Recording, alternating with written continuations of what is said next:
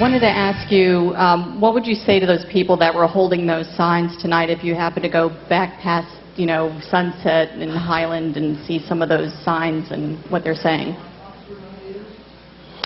I'd tell them to turn in their hate card and find their better self. You know, I think that these are largely taught limitations and ignorances, this kind of thing, and it's very sad in a way, because it's a demonstration of such cowardice, emotional cowardice, to be so afraid of extending the same rights to your fellow man as you would want for yourself. So, you know, I would ask them not to tempt those of us who see something more deeply than they're looking at it to be as angry at them as they attempt to be in a void. 61, then we'll go back to 313. 313, need you to hold that number up. Hey there, Sean. KJ Matthews, CNN Entertainment. Hi. Tonight in your acceptance speech, you mentioned President Barack Obama. I'm wondering, what would you like to see the president do in relation to gay rights? Well, we know that his public position in terms of the specific issue of gay marriage has not been, let's say, officially supportive of that. I would like to believe that that's a political stand right now and not necessarily a future one or a felt one. I don't think that he, or that any of us, and in particular our president, will long be able to take that position. It's inevitable that this is not, because it's not a human luxury. These are human needs, and they will be gotten. So he's going to have to. He'll adapt. Right now, I think I'm more focused on, more interested in what we're going to do to tell him that we will support him in making those kinds of, taking those kinds of initiatives.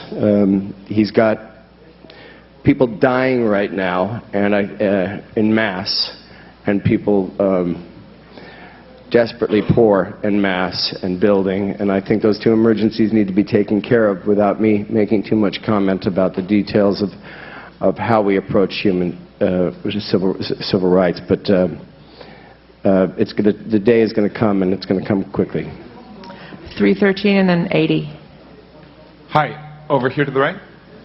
To your left, to the left, Mr. sorry. Penn. Could you speak a little bit, you spoke very emotionally about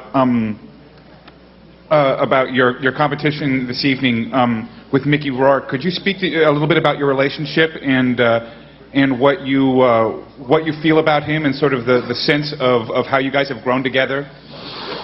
Yeah, I've known Mickey for over 25 years, and I can't speak for his consistent sense of me, because he's an excellent bridge burner at times, but we've had for the most part, a very close friendship. You know, he's somebody that I have alternately looked up to and advised. I've directed, I've wanted to work with, I've admired, and quite literally had me almost throughout The Wrestler, and you know, weeping. He's one of our most talented actors. He always was. I don't really think of it as, you know, comebacks are funny, and they talk about that with him, but everyone in this room has to make a comeback every day. Life's tough.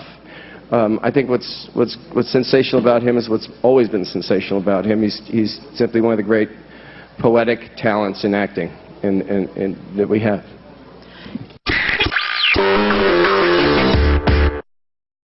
When it's 9 o'clock in Hollywood, do you know what the stars are doing? TV Guide Network does. Hollywood 411, weeknights at 9/8 Central on TV Guide Network.